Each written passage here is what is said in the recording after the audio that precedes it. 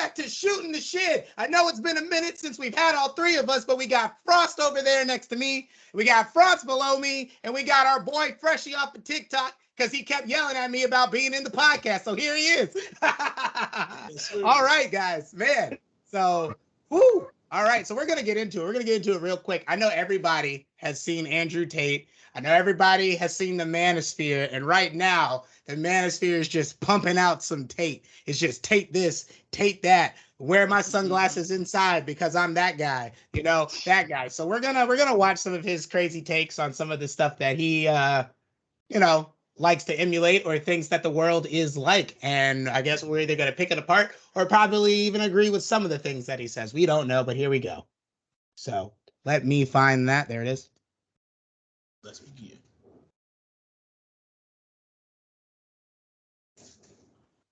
Okay, and here we go. We're going to start with this one. Too drunk one day and she threw up in my apartment. I told her to clean up. She refused to clean up. Start being an idiot. It's like, I ain't cleaning that up. You get that. And she was my biggest earning girl. She made me on her own maybe $25,000 a month. Well, I didn't want to fire her, and she knew I didn't want to fire her, which is more reason why I had to fire her ass. So got her shit. I could like high up out the window. So I out the window. Got her by her two arms and marched her out the door. Locked the door. End of it. She went to the police. I would have told the police I hit her when I didn't. So it's 5 in the morning. About 4 months later, I'm laying in bed and I heard the door boom, boom, boom, boom, and I heard police. The door comes off the hinges. Boom. Police bust in. Yeah. Fully armored helmet. I was like, who are you? And they're like, you're under arrest for a suspicion of assault of this dumb hoe. I didn't touch that dumb hoe. And the police were like, don't talk to us. We just have to bring you in, talk to the investigator. They sent officers to raid my house, took all my electronics, took all my phone, went through my entire personal life, found 11 new things to raise charges against me for. Even though the police said to me, yes, we know she lied. You've been through your entire personal life. We got new reasons to mess with you. Had one girl. Oh, okay. That's wild. That's crazy. Okay. So what? So wait. Let me get this straight. So he physically removes this girl that he had to fire from whatever the fuck job he's got, and he removes her. She calls the police and says, this man hit me, right? So then the police tell this man, yeah, we know she's lying. So then why are y'all at this man's house? Like, I can't even be mad at this man for the story. I really can't, because it's like, what? Like, how they gonna be in his house?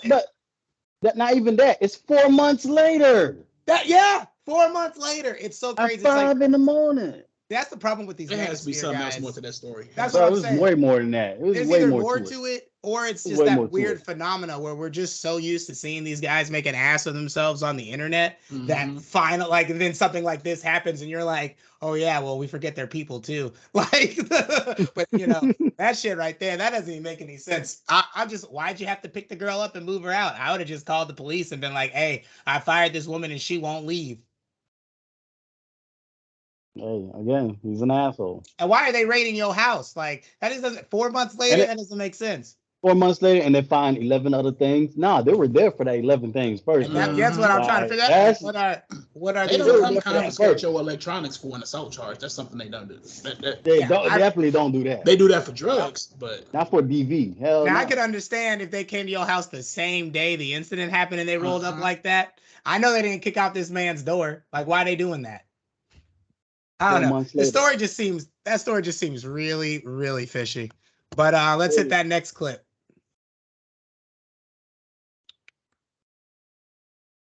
Well, I'm hitting the wrong buttons.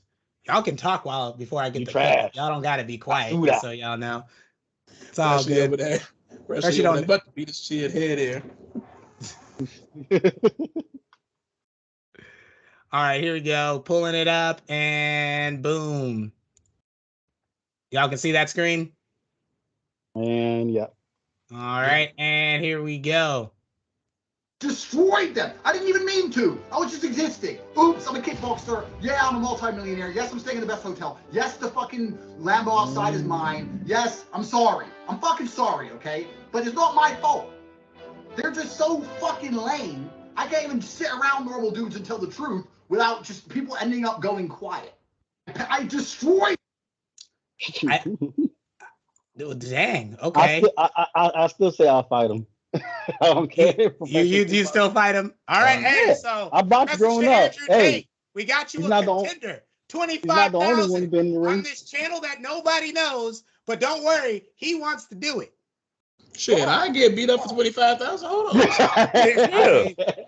There's a lot I want. 50. It ain't a lot I want for 25,000. I ain't gonna lie. Say what you want about that man. He is a champion. He's a good fighter. That man, he can fight. He's a good fighter. He's a good fighter. He's a good fighter. Fresh and fit. Man, I'll handle. I think we can take them. That doesn't seem like an issue. But I think Andrew Tate got hands. Like, I ain't gonna lie. I think he got hands. He may look goofy as hell, but he got hands.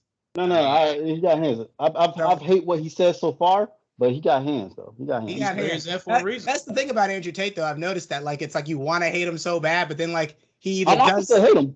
Yeah, you can still hate him. You can still hate him. It's like he still does things that are like. I'm gonna give him his props. I'm giving him props. It's like dang. Now I have to give you props, but you don't ever want to give props to people you hate. So it's like damn. Now I gotta somewhat respect you in a little bit, man. I wouldn't go that far. I'm past that level, man. So y'all don't think that giving somebody their props is a form of respect? It's a form of respect, but I'm past that level where I would give. That's what I'm saying. I would give respect where respect is due. I don't care if I hate you, whatever. You know what I'm saying? I'm gonna give you the level of respect. You know what I'm saying? That's it. I ain't trying to respect you. I'm just gonna be real. You know that's why I'm trying not to hate too much. That's fair. That's fair. He won it fair and square. You know what I'm saying? I mean, he is a champion. That's just wild to me. Like, you would think somebody who talks like that would not be a champion. You'd be like, that's the first person. It's a whole. Like, Francia, I don't want to say any names. Remember that one girl we went to high school with? I'm going to say a name that sounds like her name, Tambourine. Okay, so you remember Tambourine, right? Do you remember that one time I forgot who she fought, but she got in a fight with this other girl at the gas station right next to the high school. That girl beat her ass, like the shit out of this girl, like Frosted Freshie dragged this girl, like literally. Not, and then after she got done beating this girl ass, right? The girl who was fighting Tambourine grabs Tambourine's cup of ice and just throws it in her face, like while she's on the ground, walks off. The next day, Tambourine comes to school telling everybody that she beat that girl's ass and got her ass beat again. Again. Like, you signed up for what? 2 times. You signed up for a round trip ass whooping, huh?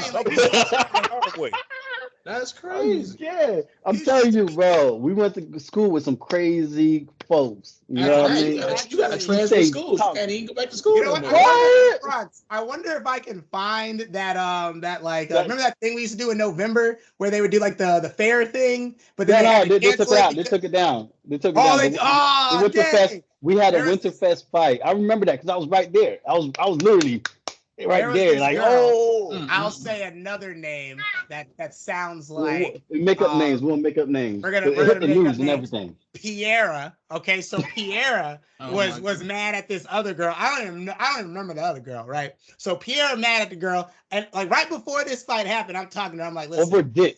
All this was over dick. It was over a dude. That is this was over dick. Bunch of man, it was wild. It was wild. But I was talking to the girl. I was like, listen, Piera, you ain't got to do this. The whole school knows you about to fight. So as soon as you fight, you're going to jail. Like, they already told you this is like your last strike. You're going to go to jail. She's like, they went to jail, all right. She's like, don't talk to me, Amir. Yeah. Don't talk to me. I was like, dang, I'm trying to help you out. But when I tell you she beat that girl ass, she took a locker lock and was beating the shit out of this girl, right? So then the other girl's cousin like jumps in. So then Pierre's cousin, like, what was it? Cyborg, that was her name, yeah. Cyborg. Yeah, listen. No, that's her actual nickname. That's like her actual nickname. Because of what her name was. Actual nickname. So Cyborg jumped in with a heel. He comes in like a stiletto. He starts beating the girl with a stiletto, then grabs a pooper scooper and smashes it like the dustpan. That's what it was. The dustpan, which I believe he handed that to her. I don't care what nobody says because the janitors are petty. So I can see it. Take this, beat it with that. They had a whole Super Smash Bros. Fight going on. People they had locks. They had locks. They had box cutters. They had stilettos. They had dustpans. They grabbed whatever. It went from 2 girls beefing to their crews just clashed right there in the hallway. Exactly. And I'm just while the whole school at our school is outside. The whole school is about to we had this one administrator, and his name was 7, and 7 And 7 was like, he came running through, and everybody, anytime you saw 7 running, you knew somebody was about to get dropped. Like, you knew it. And bro, when I tell you he's straight, like, just dropped. Like, he grabbed both of them. That's like, it wasn't, he grabbed pretty much all 3 of the girls. He grabbed them, picked them up, dropped them. And then that's when everybody just left. And then I was like, oh, let's get out of here. You know he's an assistant principal, right? That was his job title. That was assistant technically principal. his job title, the assistant principal. Everybody we had 2. Yeah, we had 2. No, dead ass. This dude. I mean, our campus was huge. This dude would literally be by the bus ramp. A fight happened in the football field. Mind you, the football field. He at the football field in like 10 seconds. Like he's there. Like we turn around, nobody's there. Next thing you know, turn around, he's there tackling people. He's already he's mid tackling. Niggas just text to say you was to the bus ramp. What the fuck? Like how the fuck? I remember there was this one time some kid tried to swing on him and he just straight ducked under that shit. Scoopity bop. I was like, and he got hands. He got hands, bro. I'm like, why you got hands? He didn't play. Man? We in high school. Just let that man take you down and just stay calm. And he went to Leon too. He went to Leon, played football in Leon too. Yeah, it was crazy. All right, so let's get this next Andrew Tate. All right, let's get this next. Let's get this next one. But yeah, man, our school was lit sometimes. I'm not even gonna play. Yo, let's not talk about some dumbass nigga in high school. Always. And it's the goofiest, stupidest motherfucker. And these girls be ready to kill each other over these dudes back in high school. Like it's crazy. Yeah, crazy. And he just sitting there looking stupid. Remember when niggas used to fight in the morning before breakfast? Like, bro, why y'all mad at breakfast, bro? Like, they got a box right up the counter before breakfast. Like, damn, let me eat my wings. Andrew Tate leaves this room full of women speechless. I bet, because no one want to talk to this man. You're confusing 1% of men with all men. The majority of men have no money, no power, no sex from their wife, no fucking chance in court. So most men, their life sucks. The second thing, when a man gets up at 4 a.m. to go carry garbage to earn a good wage, he ain't thinking, I'm gonna do this so I can oppress that bitch because she's broke. He's doing it thinking so I can provide for my family, so my woman can stay at home and raise my kids and have nice nails while I'm out here carrying trash. You go to a coal mine, those dudes are not down there thinking about oppressing women. They're down there thinking about providing for women. Us men are prepared to take on more bullshit to protect you than you would possibly believe. Men are out here giving up their fucking life for you chicks. Firstly, you're so like my thing on this, my take on this is he's not fully wrong in what he's saying. He's out of pocket, but he ain't wrong. Yeah, like it's his delivery. A lot of the time with these, like with some of these alpha male dudes, a lot of their rhetoric is just aggressive, and it's aggressive for no reason. So it's like all he had to do, he could have said like, listen, ladies, like, I'm not saying that there aren't men out here that oppress you. There definitely are some that do that, but most of us are just here trying to make sure we can provide for you. Had he said it like that, look, he wouldn't be all over the internet. Like, you see what I'm saying? People talking shit about him, anything like that. But like, no publicity is bad publicity these days, unless it's like really, really, really, really, really fucking bad. Then it's just bad. But like, people just saying how dumb he is and things like that. Like, it's kind of crazy. Like, I mean, I don't disagree with him at all. I mean, at work, I'm not sitting here thinking, damn, I'm gonna go find that one broad I saw down the street. I'm thinking about, God damn, can I go to fuck home already? I'm tired of this shit. Exactly. Like, ain't nobody thinking about that. But what I do know, what we all know is like, as dudes, we all know that one dude that's out here hating on women. We all know that one guy, like at least one, you know. And I will say that I'd even give it 10%, bro. I would say at least 10% of dudes out here really just don't be liking these women. Like, especially being on TikTok and social media. I know all 3 of us have seen that. I don't know about you, Franz. I don't know, because like you're not really on TikTok like that. Yeah, I don't be on that. But when I tell you, you can't scroll like 2 or 3 times without seeing some woman or some man explaining why they hate the opposite like gender. It's insane. And it's like some of these women make very valid points, but it's also they have that same energy that Andrew Tate has. So then you automatically don't want to listen to somebody like that. You know what I'm saying? Like most people hear that and they go, well, you're so aggressive, I'm just not gonna listen. Like, why would I?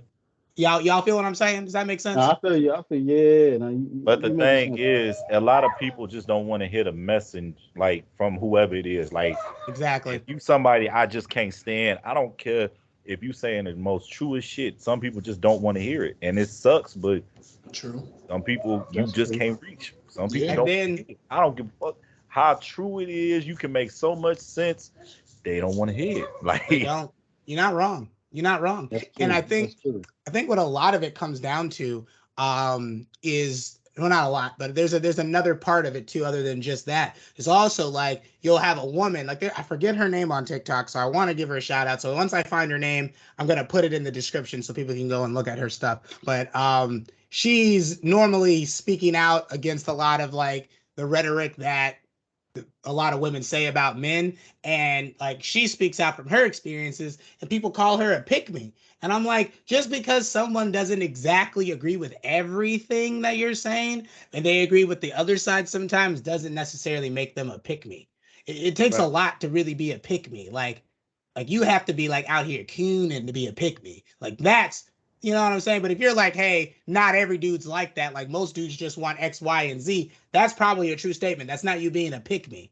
Now, if you're like, all dudes want to do this, and it's like every time there's a woman's issue and you're a woman and you're against the woman's issue, I can understand somebody calling you a pick-me. But for what happens the most part, it's just these girls will say like one thing and all of a sudden they're a pick-me. Dude will say one thing, he's a simp. But in defense, you right about that. But I actually saw a dude, and he was a black dude. It was like literally right before I got on this podcast. He was on TikTok. He got some little stupid fro. I can't stand him. But I wish he combed that shit. But anyway, comb that fro. Pick it out. Do like, something. You look a mess. Get it together. Yeah. And he always say like, he said the patriarchy. You know certain keywords if you want to get a woman on your side. Patriarchy. And say like this United States is made for men, and black men, we need to understand that. And I'm sitting here like, what United States is you talking about? Is in our benefit. I'm like, you ain't talking about us. Yeah, you ain't talking about. So what I will say, there's like a caveat to being a black man. While yes, we don't benefit from a lot of shit in this country, we do get some benefits within our own communities for being a man still. Like you look at a lot of the single mothers, right? Look at how much they praise their sons as opposed to how they treat their daughters. Like that happens a lot. And that's not just black people. That's pretty much around the board. That's around the spectrum thing. But as men, we still do benefit from some aspect of the patriarchy, just definitely not as much as like our, white counterparts tend to. So I can see where he's coming from, but I also understand what you're saying. Yeah. Yeah, mothers do coddle their sons. That's true, but dads do coddle their daughters. I mean, that's true too. Like, I'm telling you, like some of these little girls that can't do no wrong in daddy's eyes. That's true. There's been plenty of times I should have told these two asses apart, and I didn't. I feel you. Times I should have told them. I do the same thing, dog. I understand where you're coming from. I get that. I think just in society as a whole, though, there are still things that men in general just benefit from more. And I'm not saying that we don't have our issues. Like, we got with the benefits that we do get, there is a big dark side behind that also as being a man. We carry up like, the number one statistic for suicides, like, things like that. So it's that alone is a lot. But again, that is a system that some man and a group of men put in place and then try to carry out and make that the status quo.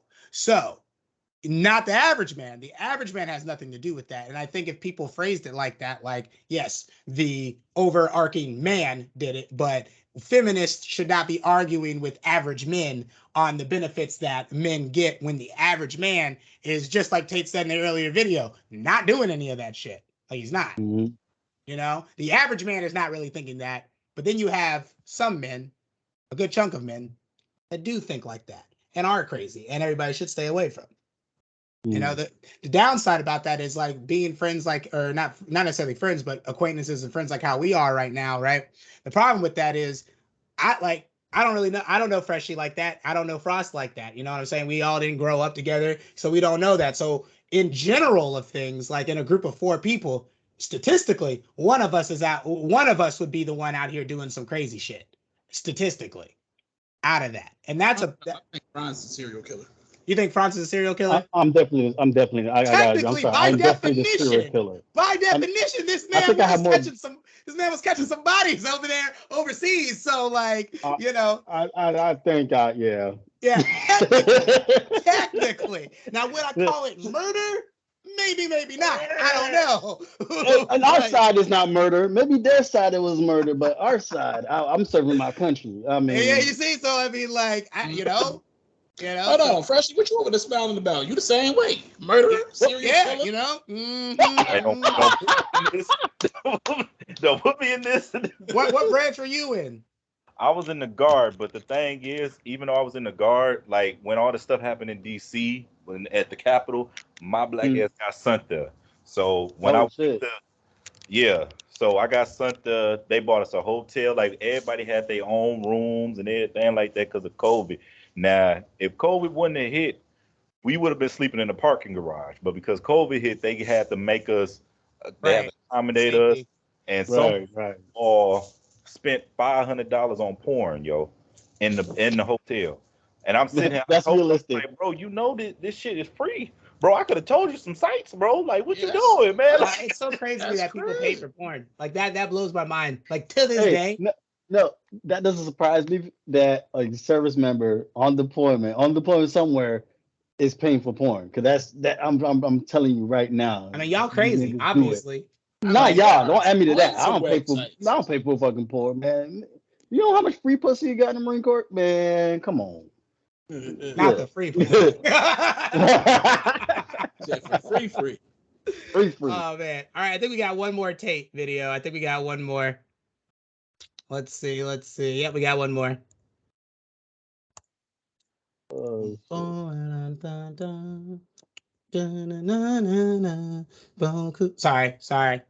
Gurren Lagann. My bad. Here we go.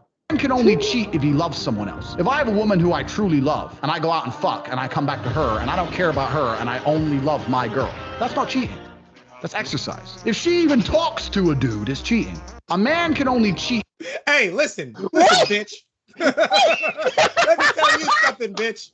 I'm allowed to go out and do what I want. If I penis, I'm going to get some exercise. If I cheat on you, it's exercise. Listen, I don't care. I don't give a fuck about that other girl. Man. I love you. That's why I did it. Amir, imagine me telling Lena that.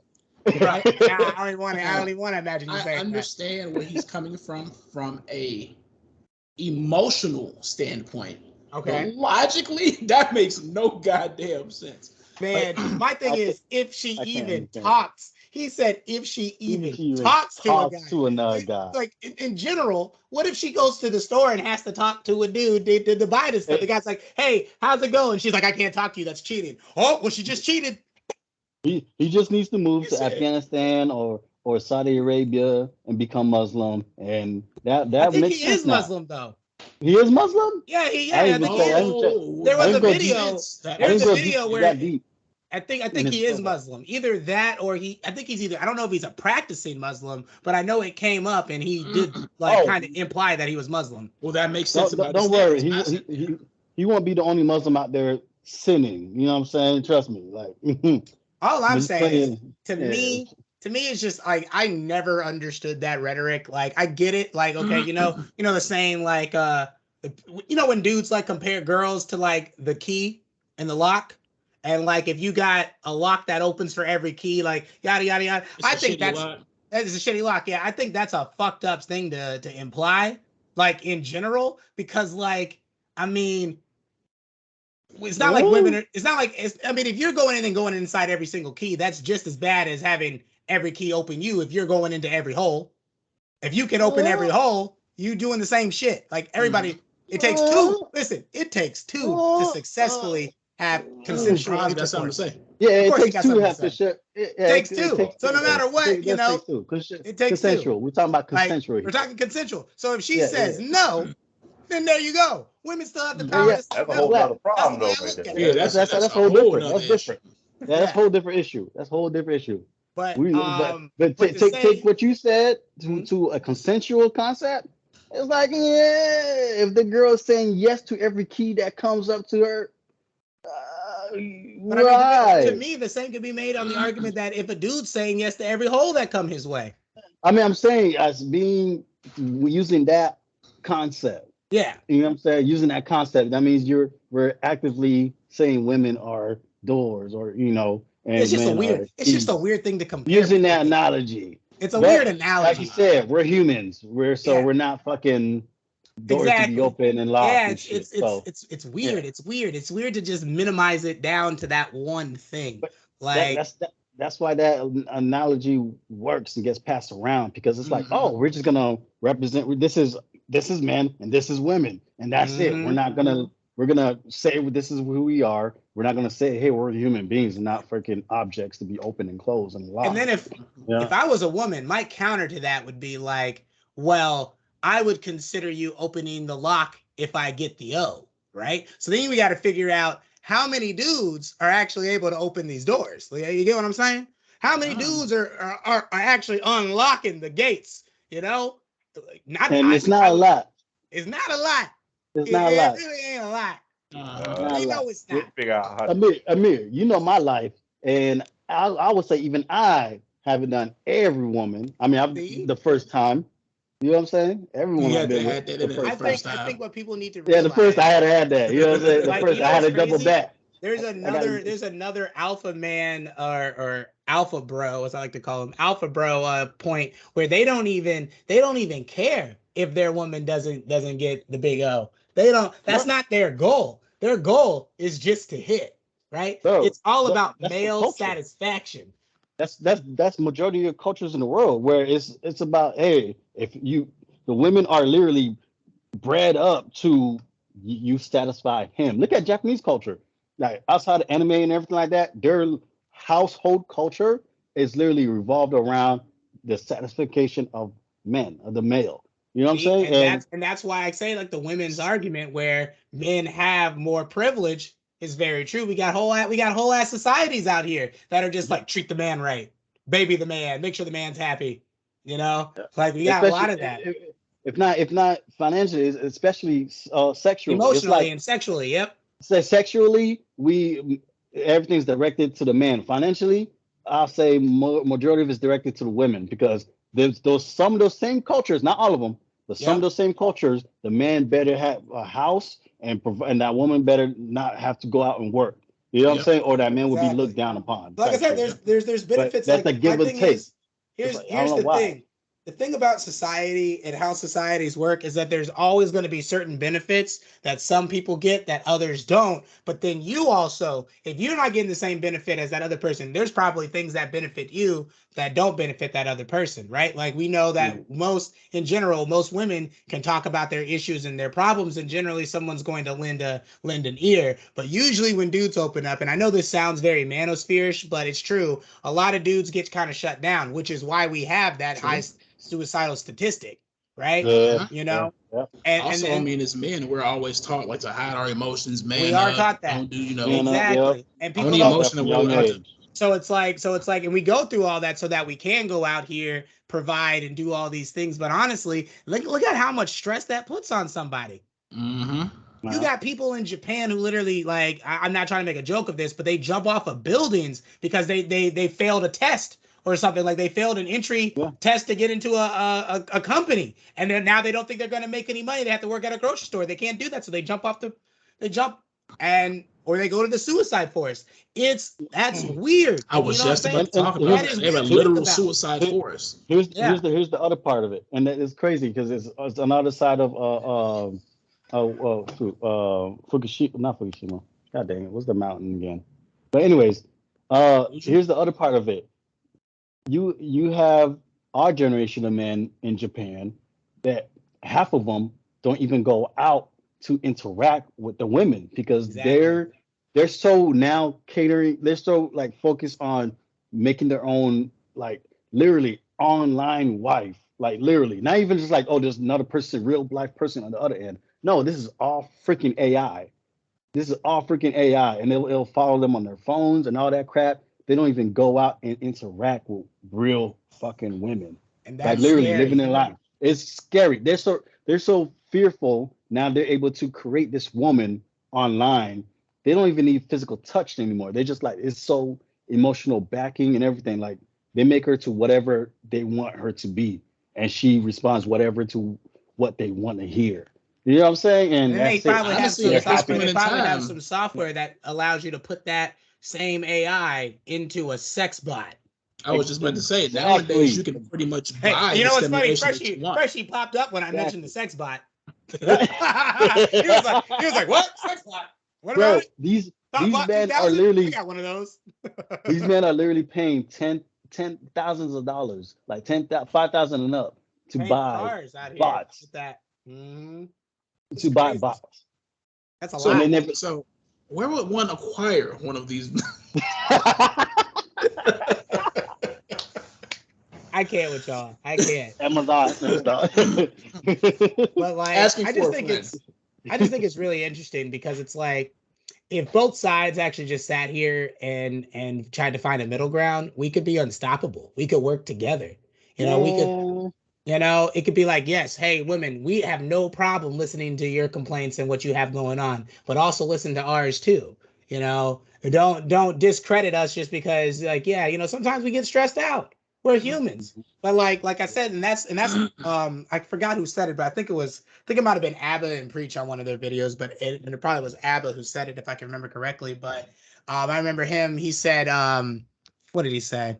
He said that we each need to identify the struggles that the other person has and don't diminish that, because that's how we come together. It has to be an understanding of, yes, I understand that you go through that because of this. We are all suffering from the patriarchy, quote unquote.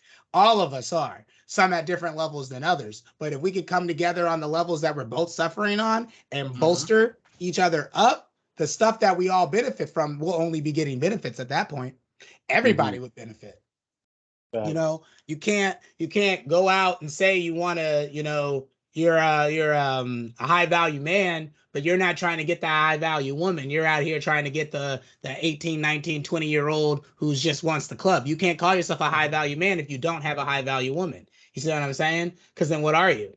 A bum chaser? Because that's what that sounds like, right? And then you can't be a woman who only wants rich dudes, but you don't have anything else other than just your looks that you're bringing to the table, right? So then everybody's got to bring something to that fictitious table. Everybody. You got to have something to get the same thing that you want. You can't be out here saying, oh, I'm allowed to cheat on you, but you can't cheat on me, and then expect a hassle-free monogamous relationship. That doesn't make sense. You know? I think the most important thing somebody, man or woman, could bring to a table is drive.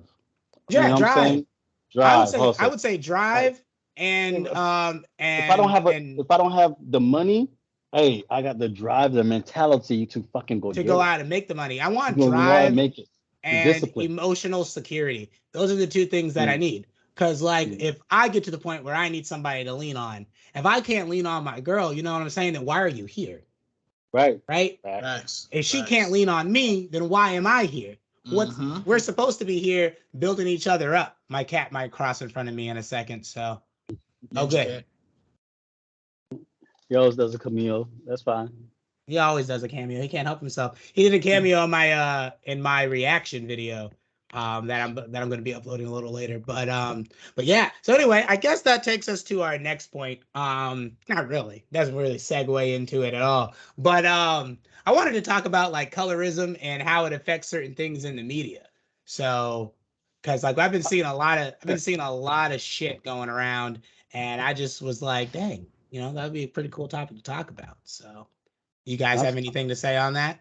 I'll say this: when I was in Punta Cana, you know, just a couple last month, with Lena, with my girl, and we leave in the airport. We're in our car, whatever. You know, the driver's taking us to the resort, and you see the billboards. We're passing these billboards. It's all just white people. You know what I'm saying? It's all just and white people. You're over there in the Dominican Republic too. You're in the Dominican Republic, where the two languages in the DR is Dominican Spanish, which is different than Spaniard Spanish or any other other Spanish. You know, Dominican Spanish and Haitian Creole. Yep. Those are the two languages on the whole island, literally on the whole island.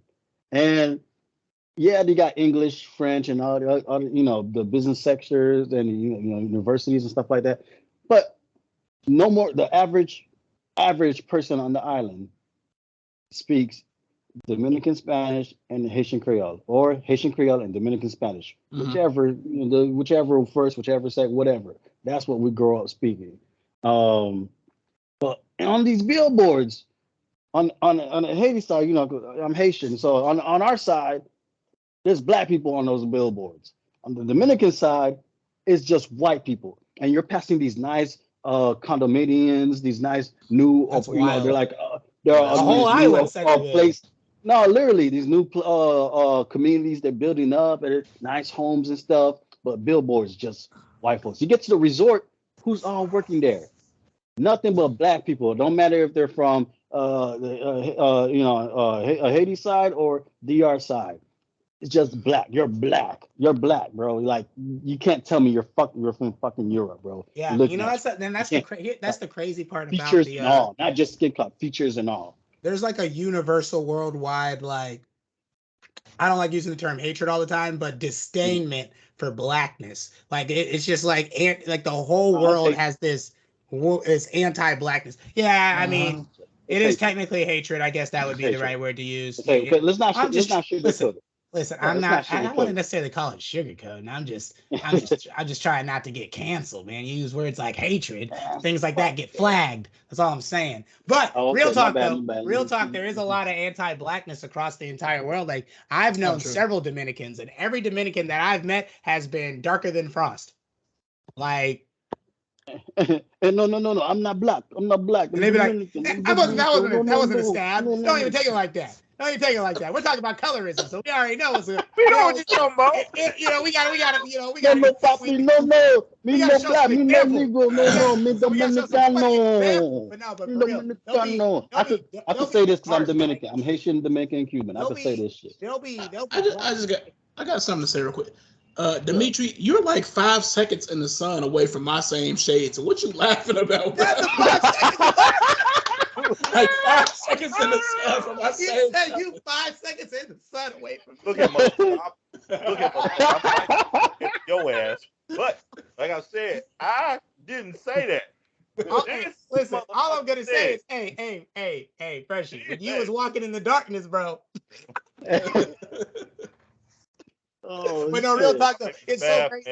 I think and like, you know what's really ironic? Every Dominican person I've ever met has been black as night. Like I've only met dark-skinned Dominicans. And then I'll be like, oh yo, what's up? I'll be like, what's up? And they'll be like, I'm not black. Like, what the fuck are you? Here's me. I will say this. Outside of the US, black has been formed to be basically calling them is related to being Black American or African American. And I get that. I get that. Because I've been to Africa, so even in Africa it's like that. But in Africa it's slightly different though. Africa is different. In Africa, they're like they'll call somebody who's like my complexion, they'll call you colored. And I mean like it's straight up Africans telling you this, like Africans, you know, and like they'll call somebody who's like, you know, darker than me, you're black at that point. Anything lighter than me, it's colored. It's colored and colored and lighter is colored. It's different because it literally means your color. You like literally you have a mix of colors in you. Yeah, so literally, it literally has a different meaning. That word, man. Hey, but I mean, it has a different meaning. On that topic though, like people of color though, isn't that the same thing as saying colored people? But that's the thing, like it's the same thing, but it's different though. It don't feel right, man. I mean, none of it feels right to me. You have to see it. I'm just like, just call me black, like shit. Like I don't care. You have to see it this way. In other countries, especially black countries, the racism here in America is not the centerpiece of their society. Exactly. So their definitions of things are literally that definition, literally that. It was a little off-putting. It's not backed by racism. I will say, my first time in South Africa, when they were like, yeah, pick the new colored kid. I was like, who? I was like, I'm black. And they were like, they laughed, but I said I was black. That's how you guys are laughing now. They're like, no. They're like, you're not black. You're colored. Eh? I'm like, huh? I know. You know, but yeah, I think it's different because it's a different society. It's not the foundation of it is not racism. You know what I'm saying? Very true.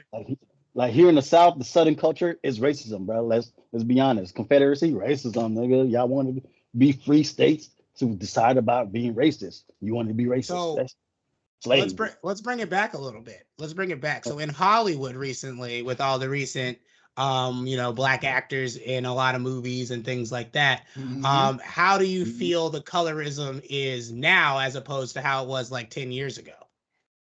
I'm actually proud of the progress of Hollywood. We're seeing dark skin. No. Listen. We're seeing dark skin, and I'm talking about outside the slavery movies and outside of the movies that are the topic is racism. Outside of that, I'm talking about fantasy. I'm talking about just regular action. We're actually seeing more, dark skinned actors and actresses getting roles. You know what I'm saying? Getting not just supporting roles, but just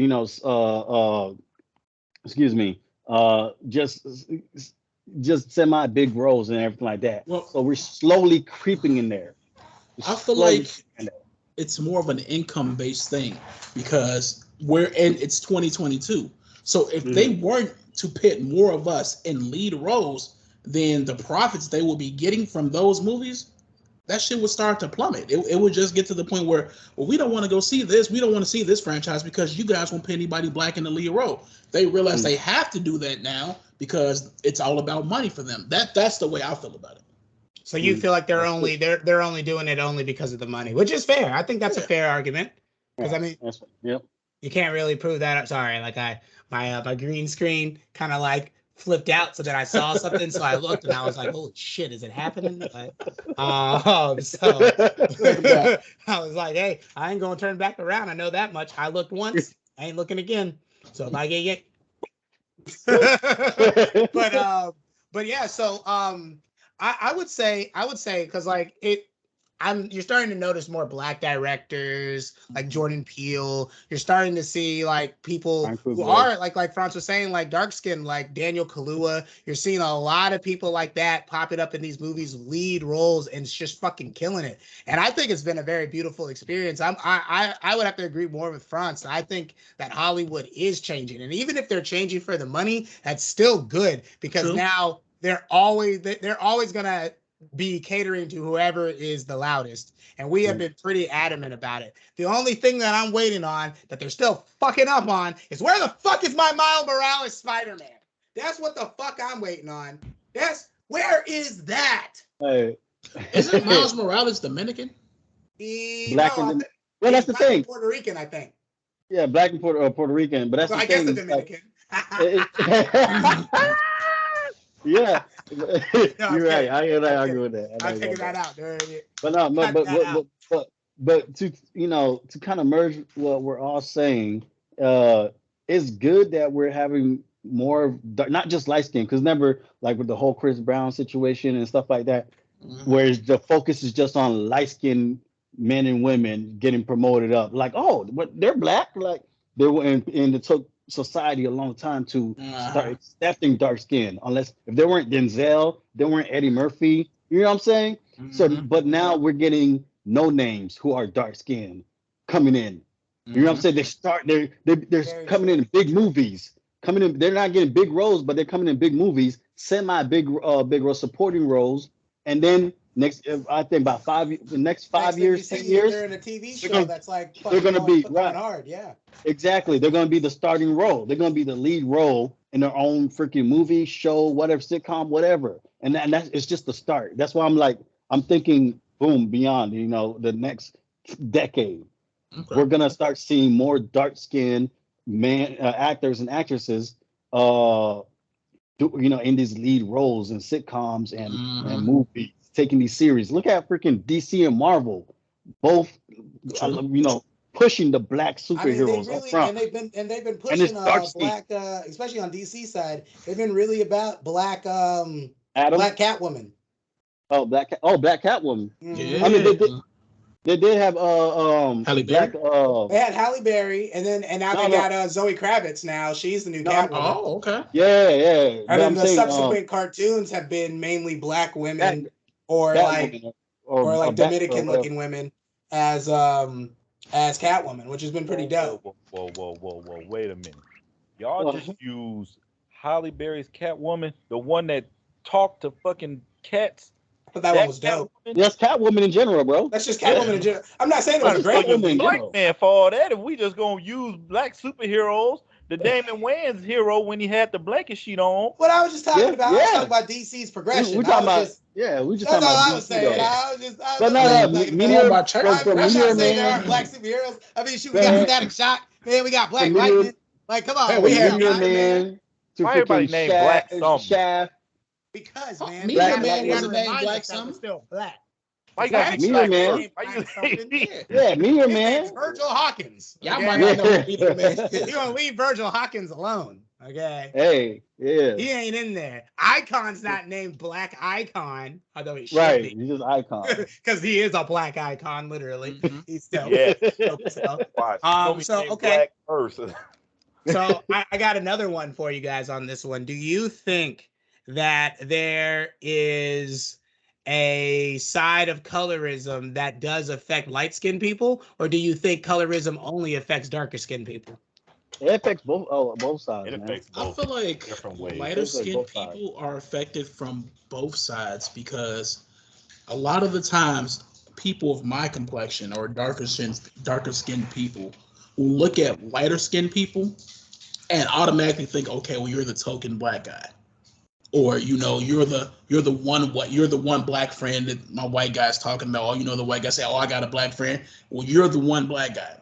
But the issue is, on the other side, majority of white people, I gonna say majority, racist white people see if you have any type of black in you, you're just a nigga.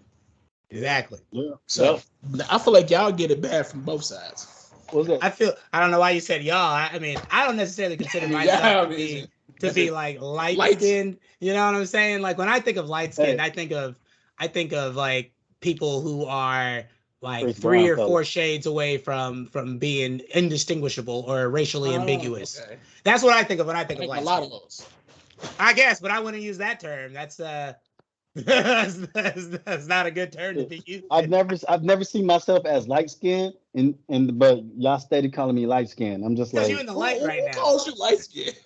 Yeah, my brothers definitely call me light skinned. I'm the eldest of 8, but my brothers stay calling me light skinned. Are your brothers darker than you? Yeah, they are. No, that's probably for the most part. That's probably why. Yeah, but Frost, you made a good point. I remember when I was younger, I went to a pretty much a predominantly white school, so I encountered a lot of like in-your-face racism and the normal like random microaggressions that you just kind of had to deal with because if you said anything about it, you immediately got gaslit, right? Mm-hmm. And I remember the first time I went to a middle school here in my town. I'm not gonna name the names, but we'll call it Saab. So I went to Saab Middle School, and at Saab Middle School, they were like, "Oh, you're the token. You're this. You're that. You're so white. All these things." And I'm sitting here and I'm like, you guys do realize I've probably encountered way more racism than you guys could even think about. Like, I want y'all to think about it, right? And because it's crazy. It really is crazy when you think about it. Like, and it goes back to slave times in the way I think about it. Like, you have, the house Negro, and then you got the outdoor, the working Negro, right? So you got both of them out there. So that the darker skinned people outside getting whipped look at the light skinned people inside the house thinking that they got it sweet, but really inside the house they getting beat too. Like the same shit is still happening, and like most of the women were getting raped. You had you were less likely to get raped being an outdoor Negro than you were being an indoor Negro because you stuck inside with all the people. Yeah. You see what I'm saying? So that's how they were able to kind of split the ranks, because now instead of us looking at it as we're all in this together, it's us against them now. You see what I'm saying? And so that's where I think that comes from. And then I think a lot of that went to a lot of those people's heads. And then those people had kids. So then their kids grew up, and that's what we call coons now. Yep. Yeah. That's what I think. That's how I think all this started. I think it was that. It was a way to divide and conquer more so than anything else. what's crazy, before they did that, everybody, it's like in Africa, you see all shades of black. Literally in Africa, we are the foundation of every fucking color. I don't care what, we are literally the foundation of every fucking color on this planet. But when taken to slavery and brought, to the white man's house and shit, and after raping our women, and then forcing them to have the child, and the child comes out light skinned, you know what I'm saying? And that child is treated better, or treated in the middle, not better than the white kids, but better than our kids. You know what I'm saying? Then we look at, and then they're raised in the house and able to stay in the house. That's when we're like, that's a house nigga. Because they still be treated like a nigga, because that rapist sons and their kids, after that rapist died, their kids grow up hating them, still calling them niggas, still treating them this way and that way. So they still get the term nigga. But like you said, they're getting beat inside while we're getting beat outside by the caretakers and on the outside, you don't see what's happening on the inside. But the crazy part about it is the ones on the inside, experience it and see it. So that's what happens, right? And they get to clean themselves. They get to wash the blood off. We did it until we got exactly. Y'all had pretty much darker people had to stew in it, and then that's what, like I said, that leads to the inner hatred of black people between themselves. And that's the start of colorism right there. Exactly. That's the start of colorism. And the reason we got to stop is just the whole I've experienced this myself, where if you speak in a specific way or you sound more educated than your brethren, it's well, you must think you white, or you must think you this, instead of being educated. Hey, trust me, I got that all the time. I mean, you hear me? But it's like the way you talk now, especially the way, like how you just did, you said something and you did quotations, and a lot of people would have seen that like, oh, he must think he better than me, and it's one of this ridiculous mindsets that just meshes. I'm gonna be real with y'all. I'm gonna be real with you. I say so many white phrases. You can ask Franz. I'll be on the phone. Alrighty then. Yeah. I'm like, alrighty, okay. Yeah, I got you. Hey, you done screwed the pooch on that one. Like, I ain't gonna lie, But they're just phrases. That's the thing. That's like Frost is saying, we need to take away this is a black phrase, this is a white phrase. They're phrases. They're just phrases in general. Language. I'm mad because I know how to articulate the same language. Exactly. Like exactly. It's like I just think I think what happened is around with colorism, then I think from colorism, code switching then evolved, right? So now you got the lighter skinned ones who were growing up with primarily the white people because they could blend into society a little better, right? Brown paper bag shit, right? So they're out there, they speak a certain way. And so then somebody darker outside of that is like, oh, look at them. They think they're better than me. And it's like, no, a lot of times people are doing that to survive. You know what I'm saying? And then that's when, so then like eventually code switching evolved to everybody so that everybody could do it so that they can survive. It's just the only people who have to do it, predominantly black and brown people. Yep. Like, for example, like I remember in high school, me and Franz have a friend. In the spirit of not naming names, I'm going to say his middle name, Fazal. And so Fazal, he is from Pakistan, right? And he would never speak with his accent at school, right? But when you go over to his house, all they were speaking was Urdu. The entire time. If something needed to be said, they didn't want somebody who's not family to know what's going on, Urdu. And it would be fluent as hell. So it's like, you're not doing that at school because you get made fun of. So I think what we need to learn from colorism as a whole group of people is that we all are experiencing the negative shit from it. Again, stop focusing on the benefits. I'm not denying that light-skinned people do get more benefits when it comes to colorism. No one would be denying that. If you deny that, you're just lying with how society is set up. But at the same time, with those benefits come a lot of the very exact same detriments that darker skinned people have too.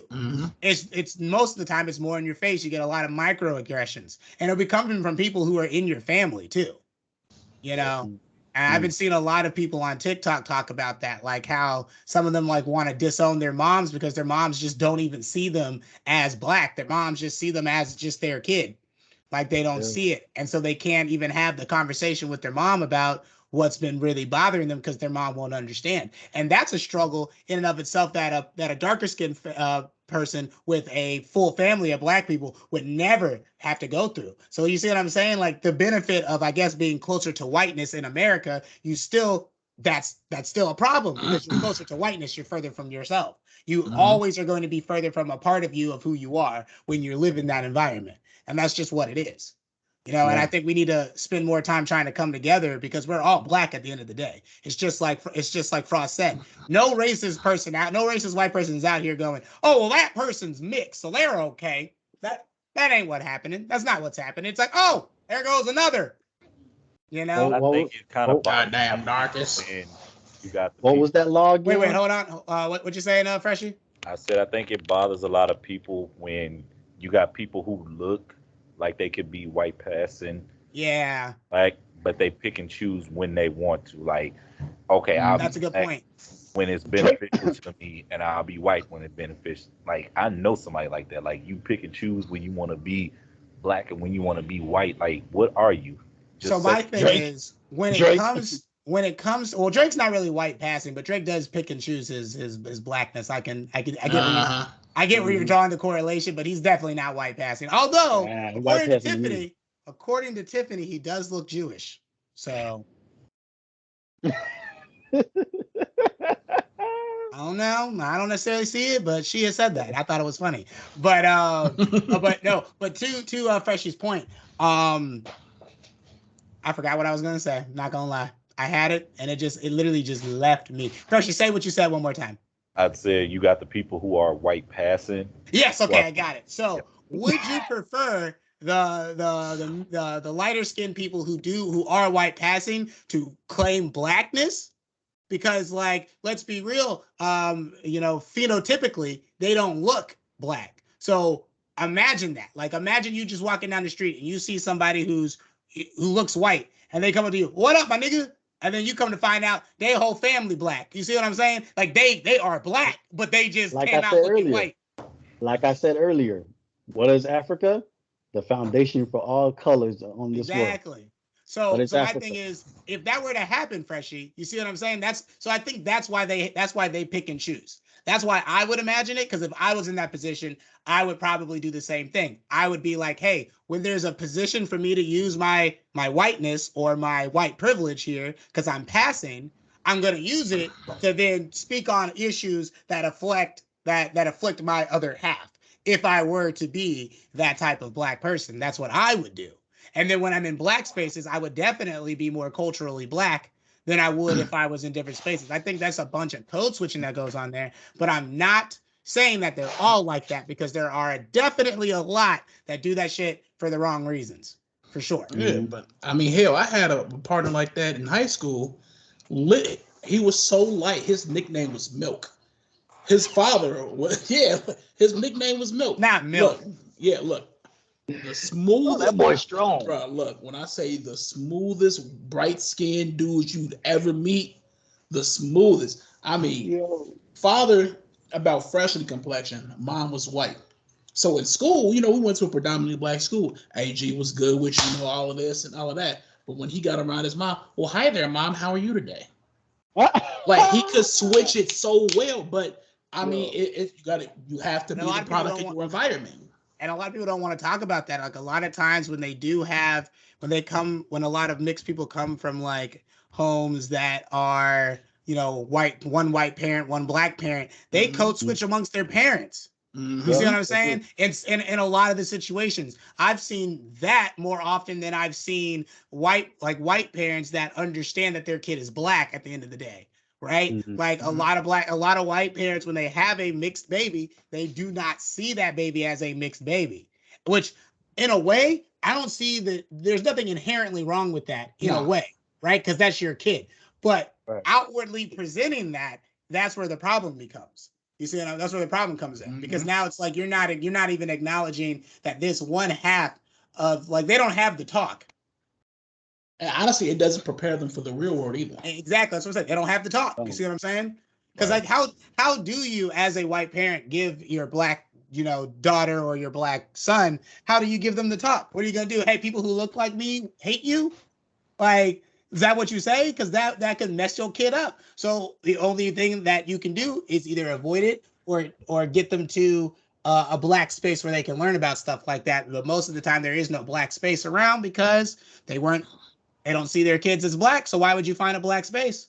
And the worst part about all of that is they have to learn that information from their black half because the white parent hasn't really experienced that unless they got, even still, they might have experienced a little bit from being with a black partner, but overall, the whole blackness in general and dealing with black situations, they haven't experienced it. It's a really, that's what I'm saying. So like, I think that like I said, as a whole, the black community needs to come together and just get rid of colorism. We have the power to do that. That is our job to do that. That's not white people's job. That is literally our job. White people may have started that shit, right? But why are we still fighting amongst us about it if we know that they started it? You see what I'm saying? So it's our job to come together and be like, hey, there's certain struggles that I don't go through that you go through. Just like there's certain struggles that I go through that you don't go through. We need to get on board with each other and eliminate the struggle as a whole. The one struggle that we all go through, we need to eliminate that. We all need to love one another. If I don't care, I go by the one drop rule. If you got a drop of it in you, you need to be out here loving every one of your brothers and sisters the way I look at it. Right. That's just what it is. I remember me and France a while ago, and because sometimes France will get on Facebook, y'all, and just be trolling people. And sometimes he'll say some stuff like you get the main message, you get that, but then it's just like, yo, chill out. I used to tell him, I'm like, me and him agreed on this point. I was like, I think it's crazy that a lot of black people don't consider mixed people to be black because you would think that you would want them to bolster your numbers. Yeah. And let's be real, in the next 70 years, everybody gonna look like mixed people anyway. You know what's crazy on the census? This is not a part that fuels the colorism here in the United States. On the census, they only separate white Hispanic from white when it is with voting. You know what I'm saying? You know what's really true about that? Voting, stuff like that. There's a fuck nigga. I'm gonna say that.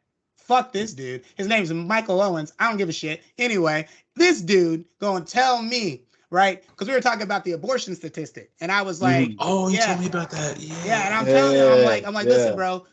60% of white people are the ones getting an abortion. He's like, that's not true. Check your facts. It's actually black people getting the most abortions. I'm like, that's true if you don't tally up all the numbers. I was like, it's convenient you're leaving out white Hispanics when it's right there. It says white Hispanic on the stat, and they have a high ass number that puts it above black people. Yep. And it's crazy. So they don't have. You can't pick and choose to claim whiteness if you guys want the number. If you want the number, claim it all the way. Hey, here's another thing. They'll acknowledge white Hispanics. They don't acknowledge black Hispanics and black Latinos. What they do is black, non-Hispanic, and then they'll have you choose a two or more. They'll have it. They'll cut it like that, but they'll have white Hispanic right there. And you know what I'm saying? They have white Hispanic, black, Hispanic, non-black, or what was that? What does that even mean, bro? Exactly. What does that even mean? Why are you acknowledging white Hispanics, but you have nowhere it says black Hispanic, black Latino? Because I'm a black Latino, and I'll be damn. And we're getting some extra noise. I don't know who it's coming from. Yeah. Hi. Get off. Go ahead. You good? Okay. Yeah, I think that might have been it. My kid, she has this little motorized unicorn she rides around the house. Okay, I was like, I heard a motor, but yeah. So I guess we're pretty much all on the same page on the colorism. Yeah, it seems. It fuels the colorism. It fuels the hatred for black, because now it identifies black as black American, black this. Now that's another reason Africans and black Americans aren't as connected as they're supposed to be. You know what I mean? Or black Caribbean folk don't connect to black Americans as they're supposed. And we're right there. We're fucking right there. You know what's crazy about that? I saw a video where there was this woman and she was talking to these two Jamaicans, and she had called them black, and they were like, "We're not black, we're Jamaican." Yo. And I was like, bro, what? I'm just like what? And that's not all Jamaicans. That's not all of them. That's not majority. That's not majority of Jamaicans. That's not majority. But there's that 10%. There is that 10%. And I'm just sitting here and I'm like, y'all are the ones that helped create a whole religion centered around dreadlocks and blackness, and you gonna sit here and say you not like get the fuck out. There's the door. Leave. Like that's when they correlate black to the negative stereotype of a black American. You know what I'm saying? So you're now you're thinking, oh, you're calling me a nigga. You're calling me a nigger. You know what I'm saying? And that's negative. Oh no, I'm not negative. Now I gotta put a bleep. Now look, see, you making me do all this work because you out here. Now I gotta put a bleep. Let's see. 1 minute, 5 seconds. I gotta put a bleep. Well, maybe instead of saying, well, I see kind of where they're coming from. So like, hey, I'm not black. Maybe I'm Jamaican. I'm not black. I'm Jamaican. Maybe they're going about their ethnicity instead of just saying based on nationality in that sense. Yeah, nationality. Yeah. No, that too. Yeah, that very much could be true. But I still think that's stupid. No, that's the thing. That's another part of colorism and racism that's rarely running rampant here in the U.S. But in black nations like mine and Jamaica and Nigeria, you cannot just come up to us and like, oh, you're and identify us as black. That's our only identity. You know what I'm saying? No, Don't get I'm black and I'm proud. I'm black and I'm proud. But yeah, Frost, you're right, because that's another part of it too. And if it's like, and it's really, you know what I'm saying? It's just like, if you're only identifying me through my skin color and not everything that, you know what I'm saying? I'm Jamaican, I'm whatever, I'm Yoruba. Like, if you're not describing as that and you only put me as black, and black American is seen as the last group of people who got freed from slavery. You know what I'm saying? From it's the many. You know what I'm saying? You're erasing all of my ethnicity, all my people's history and stuff like that. So yeah, I get that. Which is why whenever that's ever happened to me, my follow up is not normally to antagonize them. I might laugh, and then they're like, "Why are you laughing?" I'm like, "Because when I called you black, I'm not saying like you. I always say I'm not saying you're a black American, but we are both of a darker complexion, and therefore I have experienced the same exact stuff. I just put all that together as black. That's usually how I explain it whenever I come into contact with somebody like that. And then typically they're like, well then yeah, I'm black. I'm like, yeah, I know. That's why I said it. What's up, nigga? Like, like, you know what I mean? Like, hey, we all cool on that. But yeah, so I guess that brings us into everybody's favorite part of our podcast, the anime and nerd talk. So let's unpack that. I don't know why this popped up on my screen. It's gone now. Haha. Anyway, so have y'all seen the dopest anime that I've been watching? It's called, put that away. I'm talking about Summertime Rendering. Have y'all seen that shit? No. What is that about? So if I tell you what it's about, it literally ruins it. So I can't tell you what it's about. But I can tell you some elements it has in it. It's got it's kind of like ReZero. It's got a ReZero like repeat effect. The reasoning behind it though is a little more interesting in my opinion. It's got a lot of crazy twists and turns in it. I'm only on episode 3, but episode 1 and 2 fucking took me out. Okay, so explain ReZero for people that actually haven't watched ReZero. Okay, so ReZero, I've only watched like 10 episodes of ReZero, so I might not be the best person to describe it. But ReZero is an isekai anime in which there is a main character who died in his real world and then comes to this other fictitious world where he still gets killed all the time but comes back to life and repeats the same day. So that's all I know about ReZero. But yeah, he repeats the same day until he realized, okay, I'm gonna try this new way. He finally progresses. He finally progresses throughout the day. I haven't finished the series, but he finally progresses, and then he understands there are save points, so he could get to a certain part, and then he'll only reset from there. He only resets from there. So it gets kind of there's a twist in there too somewhere. I was told it's supposed to be really good, but Summertime Rendering, to me, that shit is just, it's the first episode. At the end of it's gonna have you like. And then the second episode, like right around the middle, you're gonna be like, And then the third episode, you're like, the faces. I can't even tell you what the fourth episode. I can't see your face, so I can't really react to what you're reacting. Wait, you can't see his face. But I can't see him. Nah, I can't see. I only could see yours, Frost, and mine. He's only got eyes for you, Frost. Hey. He's like, our dreadlocks are similar. We both have beards. I've been watching.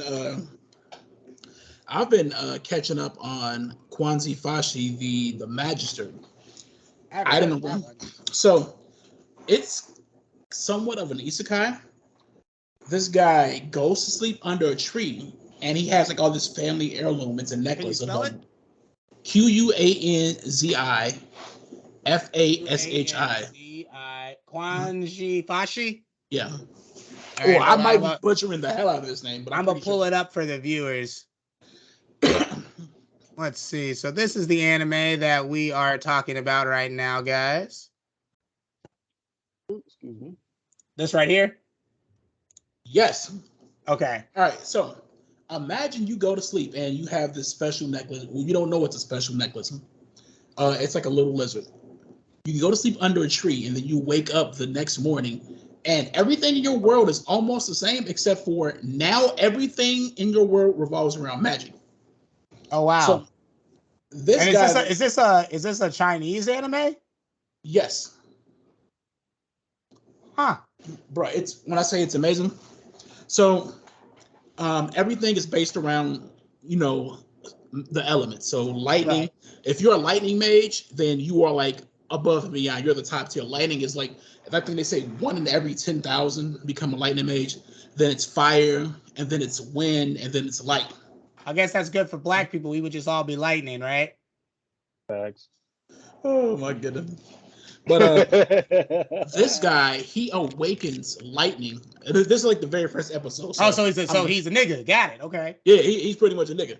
He awakens lightning, but he has a dual element. He also awakens fire. Now, later on down the line, he awakens. You can see it like with his hand. He's got the lightning in one hand and the fire. Okay. I think like the season after that, to see the fucking blue and yellow tiger lion dog. Mm-hmm. That's it. He awakens the summon element. Bro, it gets ridiculous. Like they have elements of Yu Yu Hakusho in there.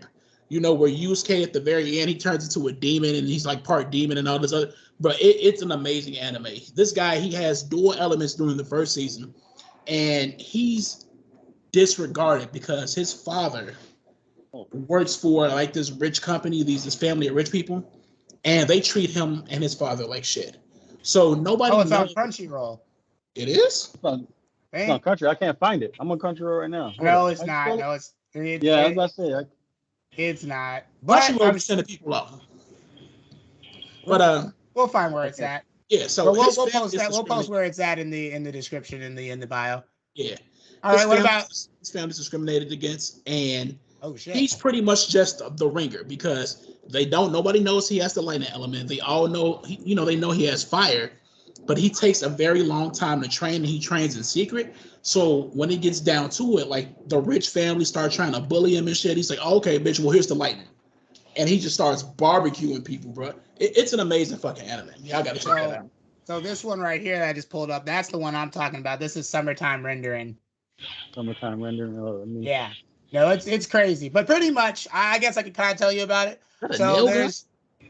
It is a nail gun. So pretty much there's these other beings. They're called shadows, right? Mm-hmm. And they come into our world, right? And they're like doppelgangers. So they try to find the one whose body that they're taking over, and they kill that person, and then continue to live on as that person. And the main character